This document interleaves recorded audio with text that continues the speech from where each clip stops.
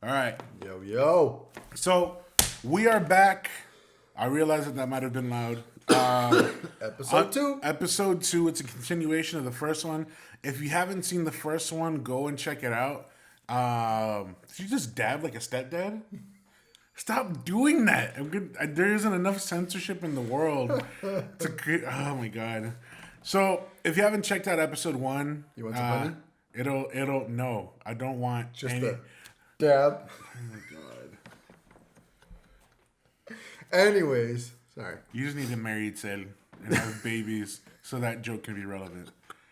So that joke can work. Oh, shit. All right. So, if you haven't seen episode 1, it'll be linked. So you can check it out. The second episode is a continuation of the first one. If I remember correctly, we stopped the first one around the day that we both decided to leave Hyundai. Yeah. Definitely, I think it's a pivotal moment for us in the future, but it's also a pivotal moment for us in our friendship. It really was. Friendship. It really is. The second pivotal moment, honestly, in our friendship. So let's go ahead and take you guys back a little bit. We're going to backtrack a little.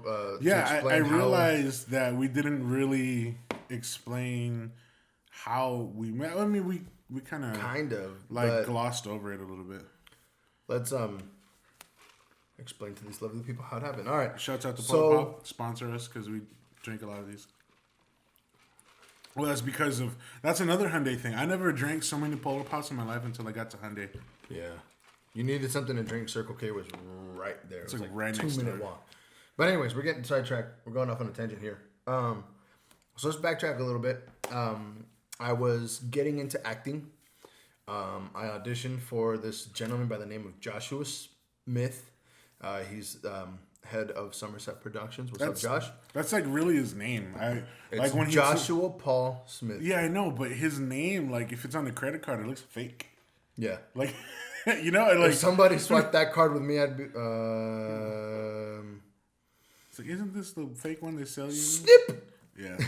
Anyway, continue. Anyways, okay, so I auditioned for a film that he was doing, Ghost Train, and I ended up getting. Well, no. Sorry. Neon Noir. I auditioned for Neon Noir. That's right. I auditioned for Neon Noir. It's yet to be released. Production nightmare. It's still in post. Editing nightmare, but we're getting there. It's almost done. So anyways, I auditioned for this, and it was the first time that I actually worked with Josh. It was the first time I ever worked on green screen. It was a blast. It was a lot of fun. And from then on, I just kept doing project after project with Josh. Mm-hmm. Became a part of Somerset, and eventually became up on. Because you became a partner after Neon before Ghost Train. Because I became a partner after Ghost Train started. Was it?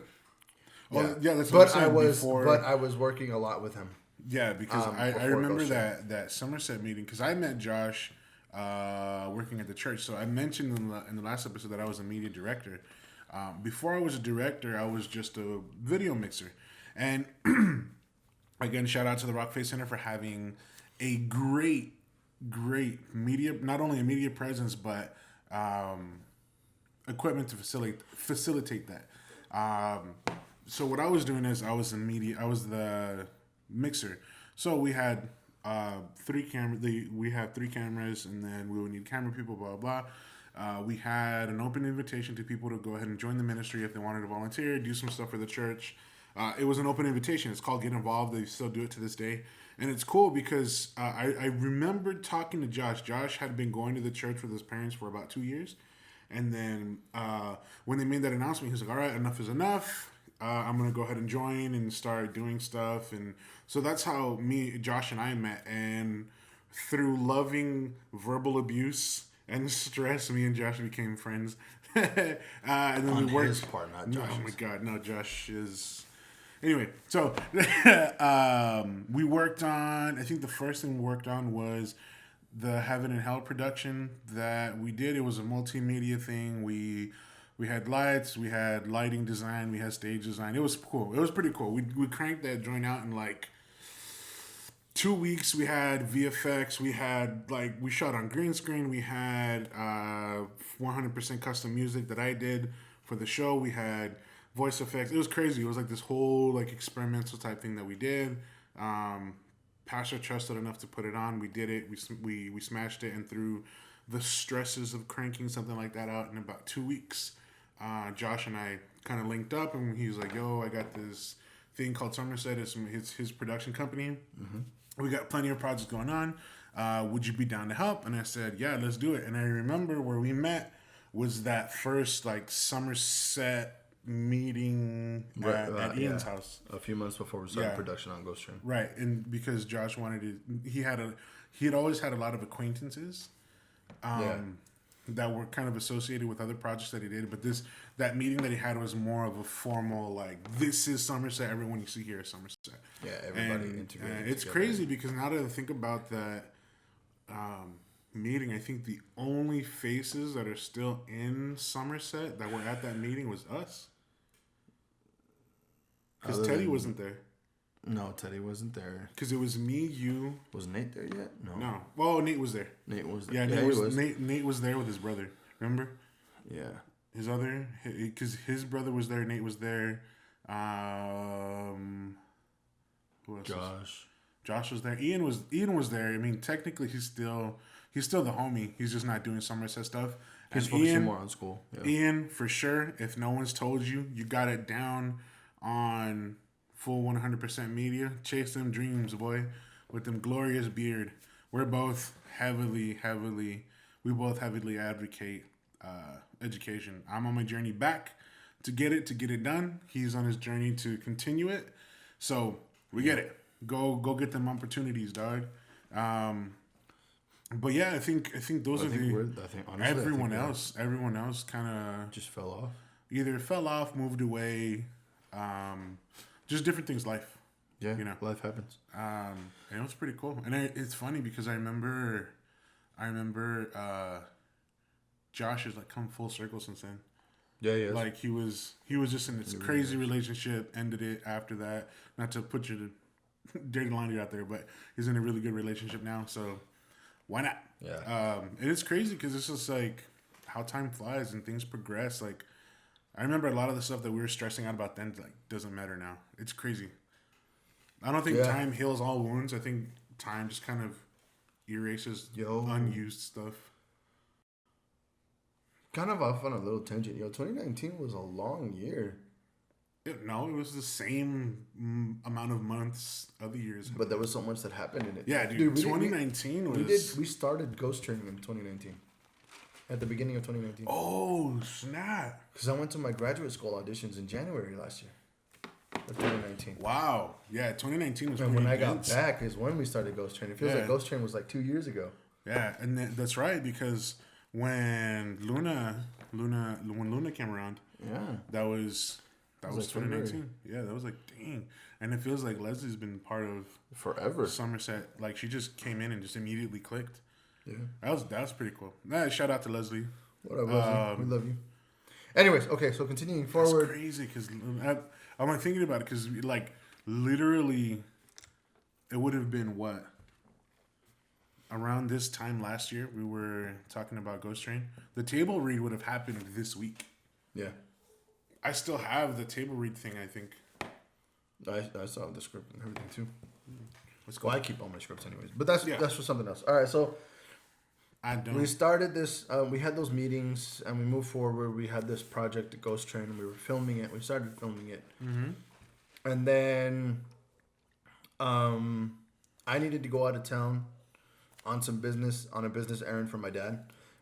My dad builds waterfalls and does landscaping for pools. TLC reference, no? Yeah. So if you guys ever need anything work, please let me know. We'll show you some great stuff. But yeah, he works on waterfalls. It's what he's done for 20 plus years. Started in Vegas, kept it even when we moved here. And he needed some materials, but those materials are only sold on the West Coast, the nearest place being Las Vegas. So I needed to go to Las Vegas, pick up the materials, and bring it back in the span of like 3 days. Yeah, it was like 3 days because I remember had Friday, Saturday, and Sunday. So like over the course of a weekend, yeah. Because first thing Monday morning, they were going to use the materials. So we were thinking about me going on a bus over there, going, taking an Uber or something around Vegas to get the stuff and come back, whatever.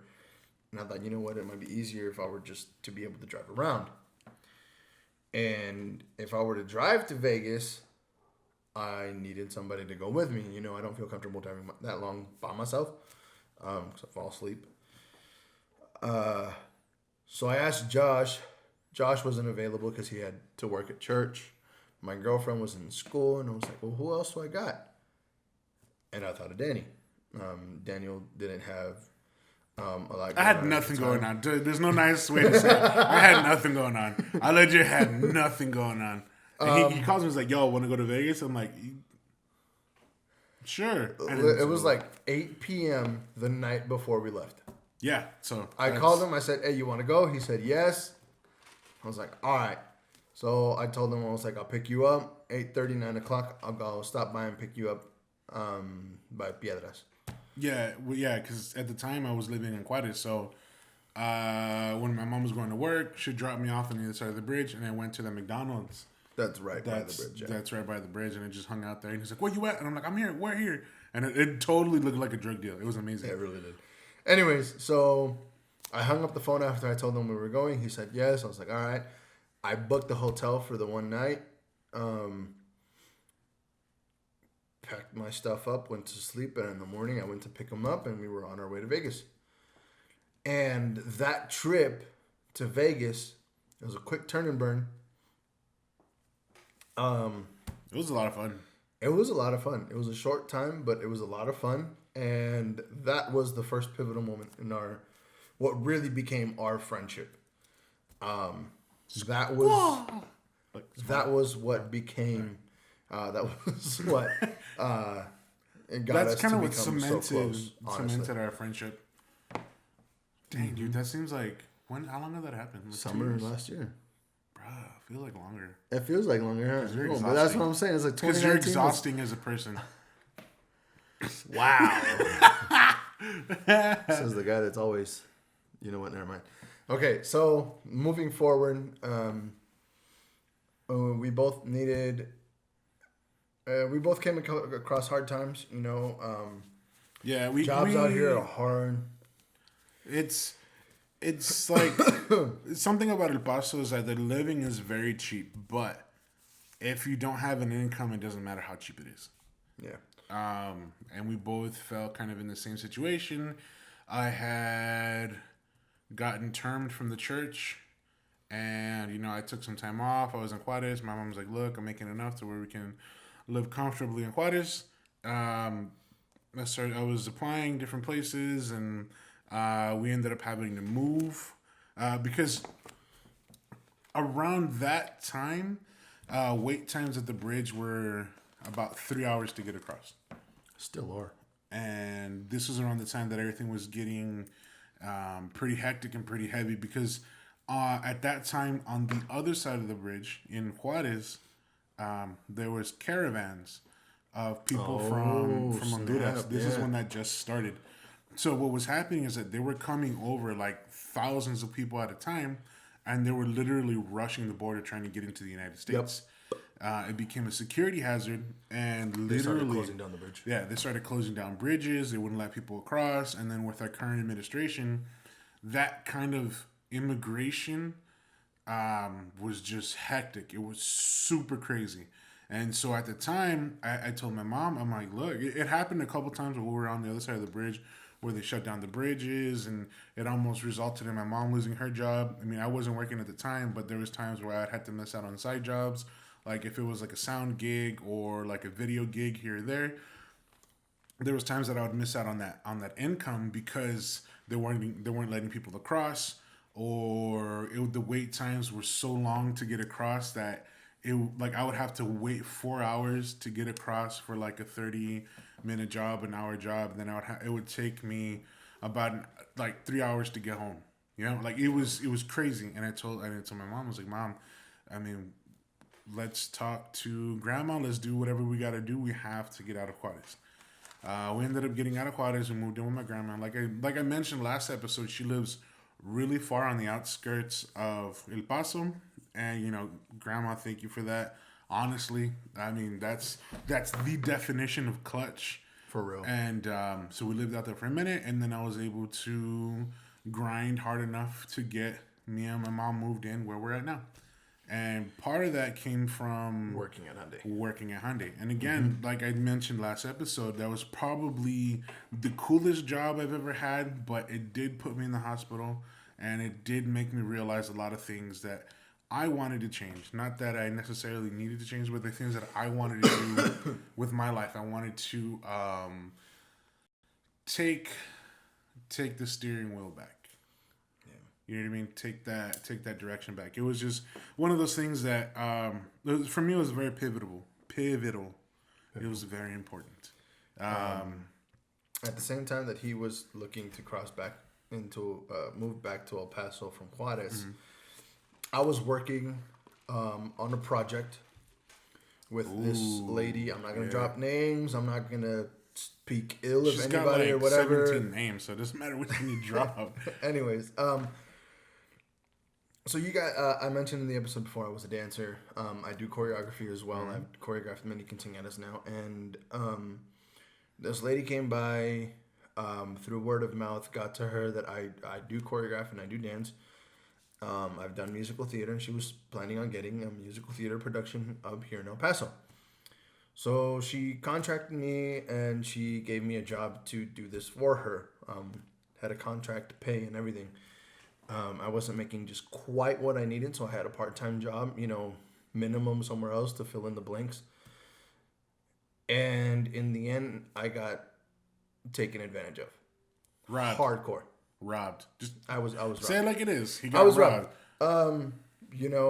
It came down to pay, and she didn't pay, and it kind of threw me for a loop. It put me in a hole really, really, really deep that I needed to get myself out of. And with the part-time job that I had gotten to go alongside the income that I had from her, without her in the picture, it just wasn't enough for anything. So I was looking for something to really pay the bills now, and that's at that time. That's when I started at Hyundai. He was already at Hyundai. Yeah, I had been at Hyundai for maybe about 2-3 months. 2-3 months, yeah. Yeah, and he got me in, and that's when I started working there, and we were both working there. And it was a good experience. It was a lot of fun. Definitely a lot of fun. I've met the most interesting people that I know. Very interesting people. At Hyundai, a lot of there was definitely a lot of a job like that gave us a lot of freedom, so we got to experience a lot of things. Like, I don't think they've sold that Hellcat yet, that red eye. No, I don't think so. So when I left, when we left, it was still there. Yeah, we've gotten to drive some incredible cars. I've gotten to learn a lot more about how car sales and how businesses like that work. It's incredible. It's really cool. It changed my thought process in a lot of things. Yeah, and I've told every person that I've sold the car to, I used to think Hyundai were throwaway cars. Like Hyundai's because they had such a bad rap. Up until the last couple years, it was like I assumed that they were trash. When they started really changing. I would say 16 and on. That's where they really started redesigning everything and giving it better. The quality started to pick up a lot, like in the middle of the last decade. But like 18s, 19s, and 20s are probably their best designed and their best vehicles all around, honestly. Yeah, and it's crazy because the value you're getting, like, I'm still gonna go back and get that Elantra Sport. I'm gonna get that Sonata.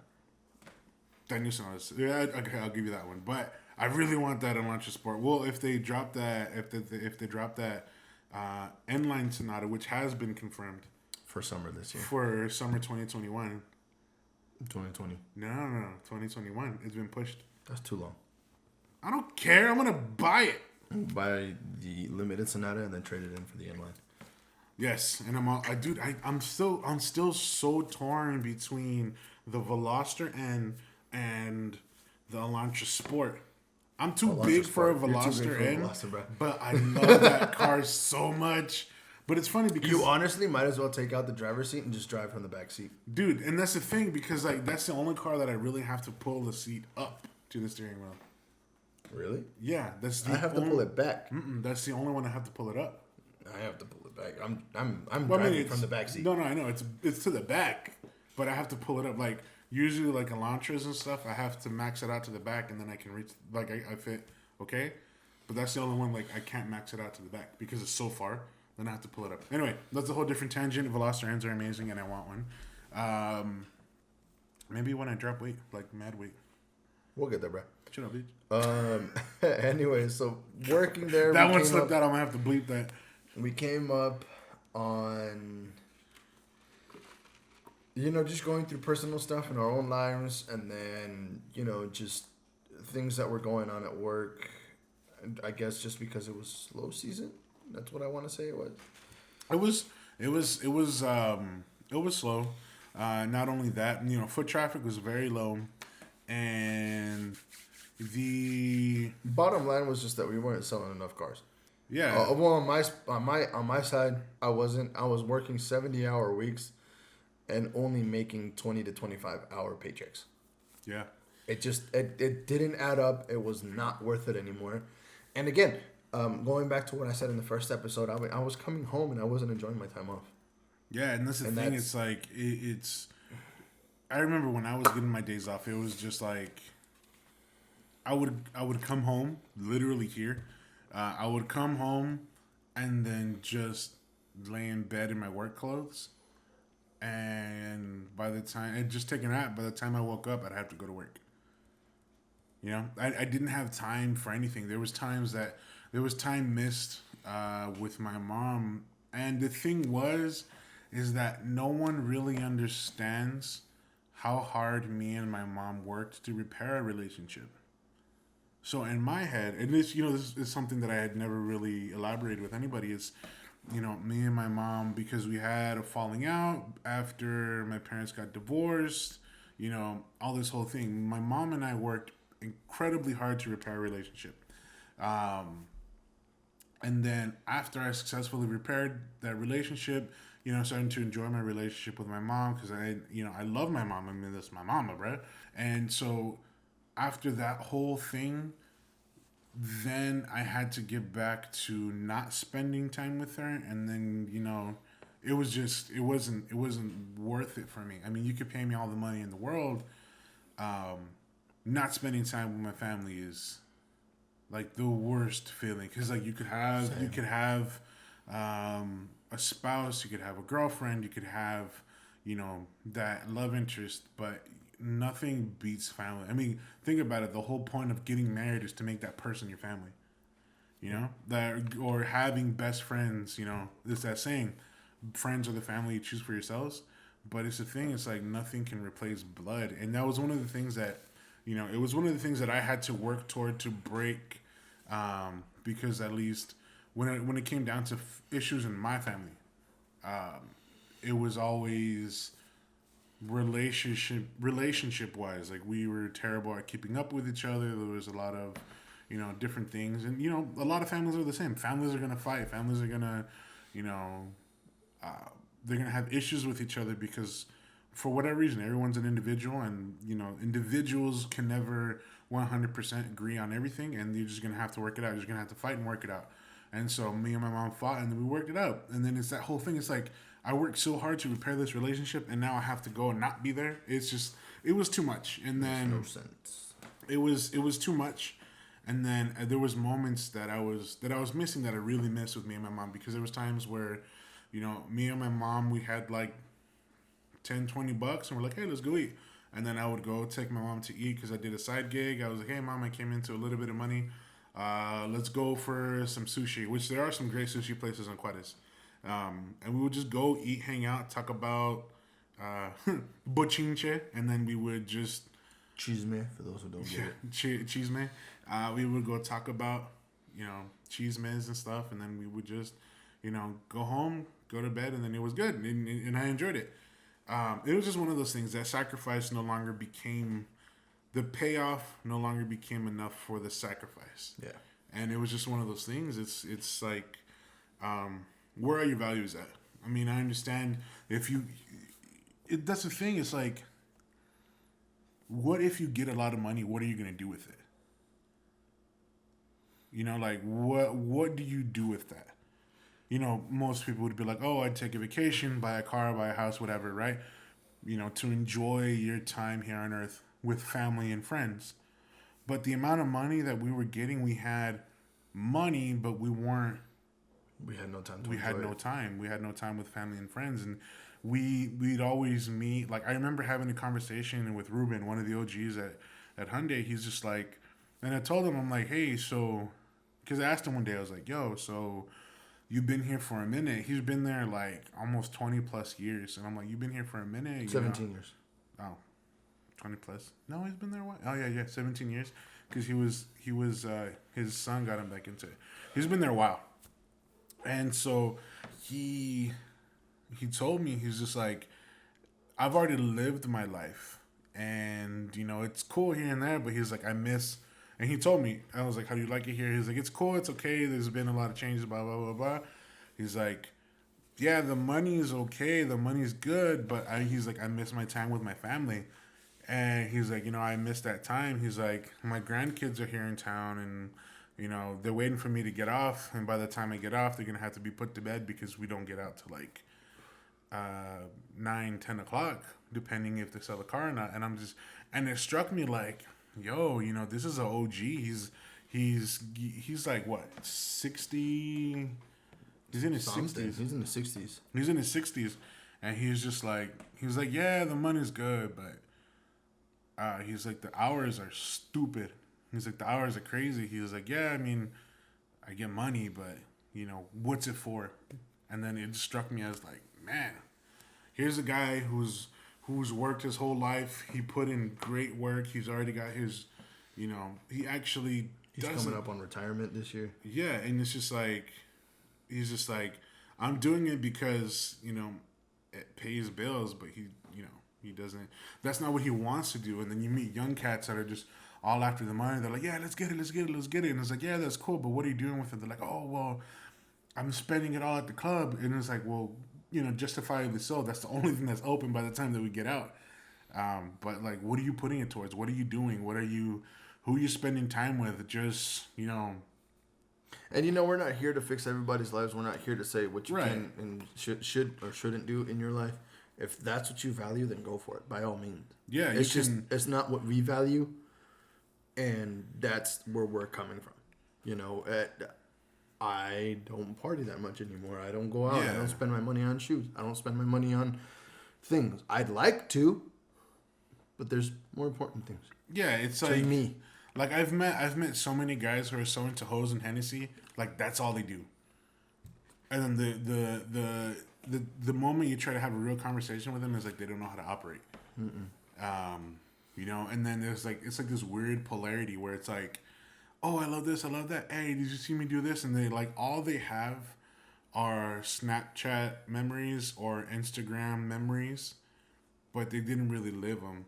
Like I would have conversations with one of the young guys, and he's like, oh, check it out, look what I did last night, blah, blah, blah. And he would show me all these videos and stuff.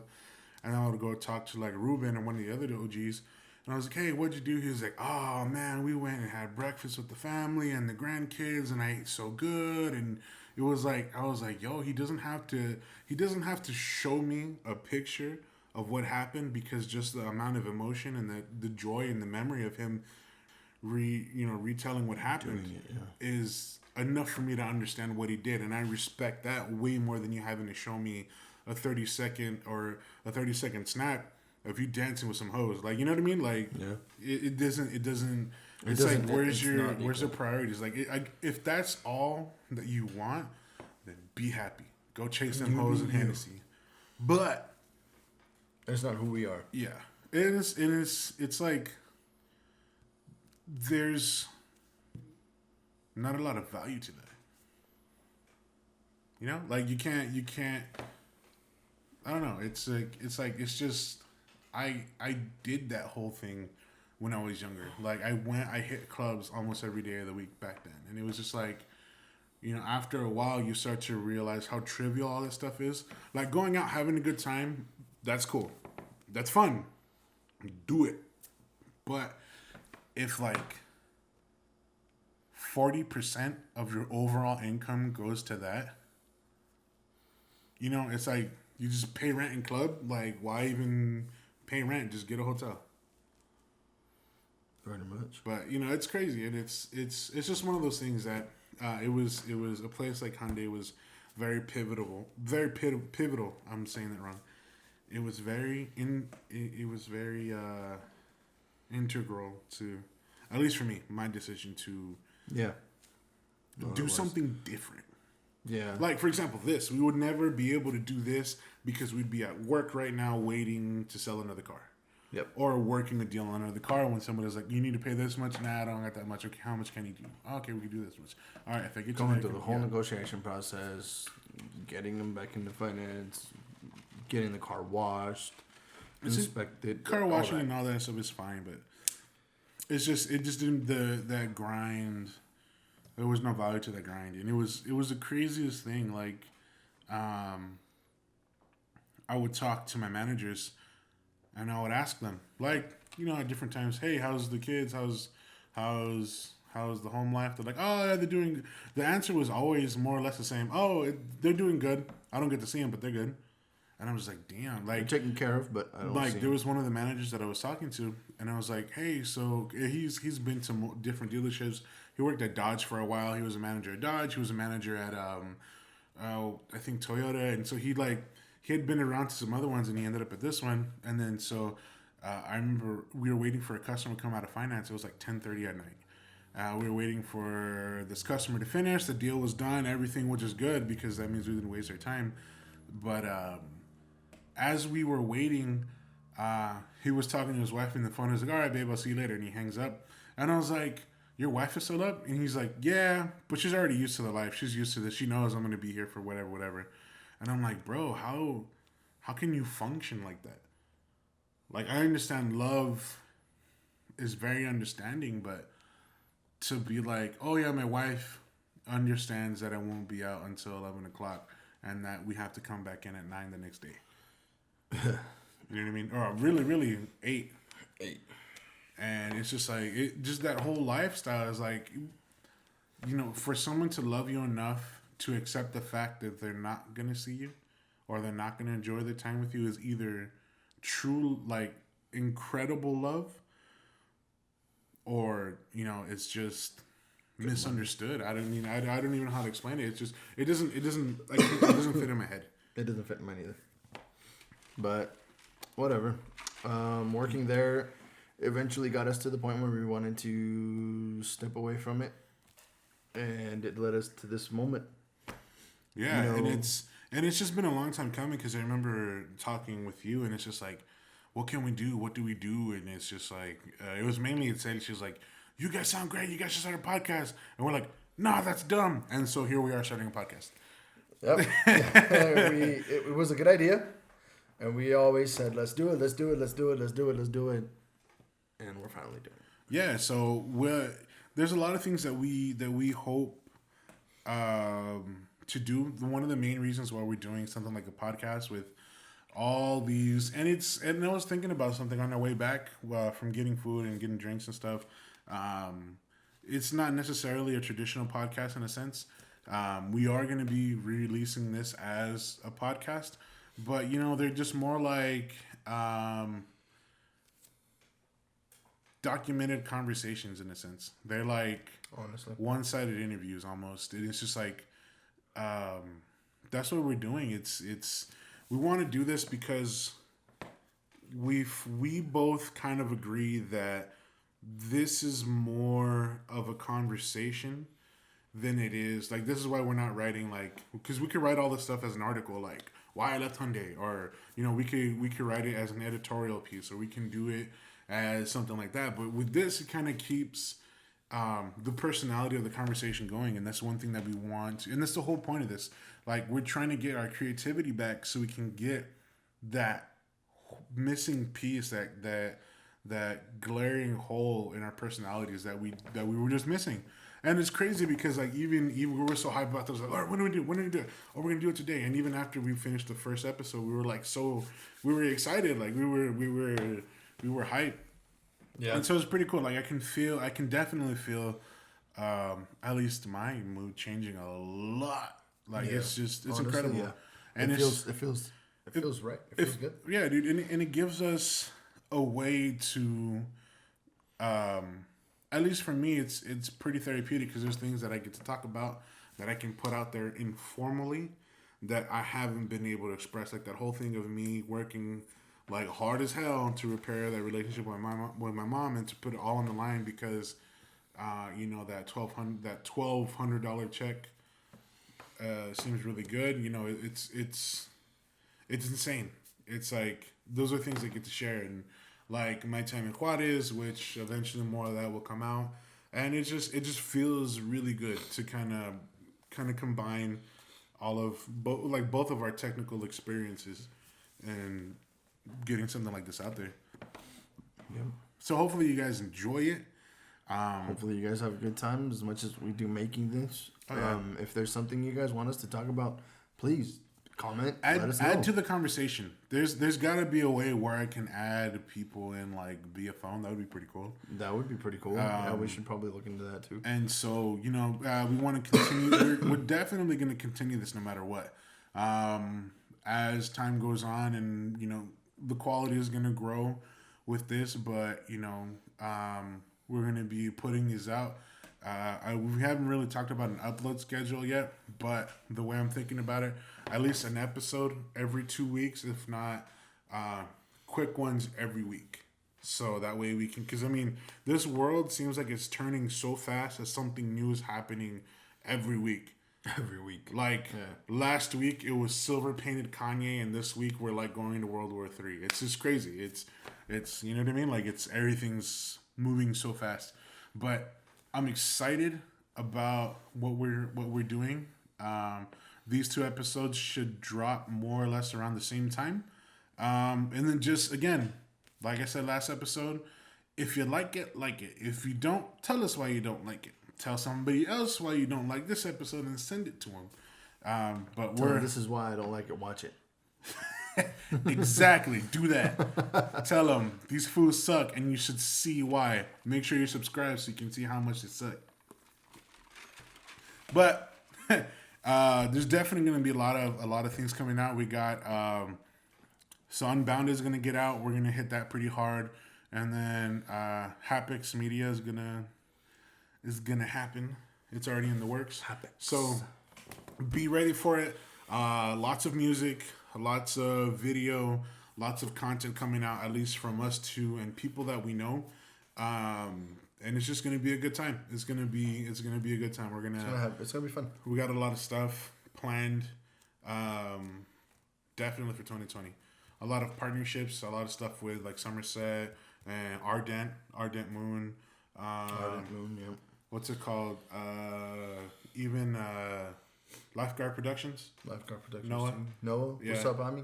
We had this. Me and Noah had this idea, and I've been talking to him about it. I'm like, bro, because he's been playing a lot more guitar, and there was this video that I watched on Instagram. It was bars and bass. So it was this guy who would just play bass, and rappers would just spit bars on his bass. So I'm like, yo, what if we do janky covers and he just play guitar and I just rap stuff? And he's like, oh, I'm down.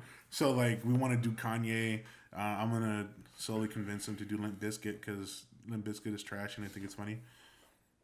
Bro, okay, quick tangent. I actually don't hate Limp Bizkit. Actually, I like Limp Bizkit a lot, but not because I like Fred Durst. I love the band more than I like Fred Durst. Bro, if you watch videos of Limp Bizkit live, like, the band is so good, you put up with Fred Durst's annoying voice. L-I-M-P, biscuit. It's right here! Like, oh my God.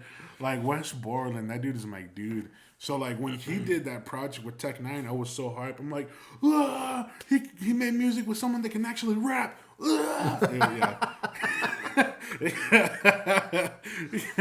Such a good project. You should. No shade. It was a good project. No, plenty of shade. Fred Durst, you suck.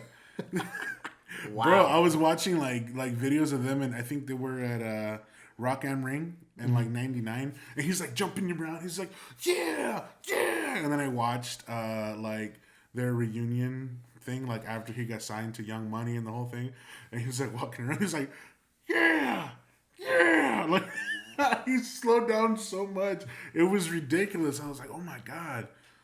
What happened? What happened to you, bro? And like the peak of popularity that he hit recently, I think he was like in a CarMax commercial.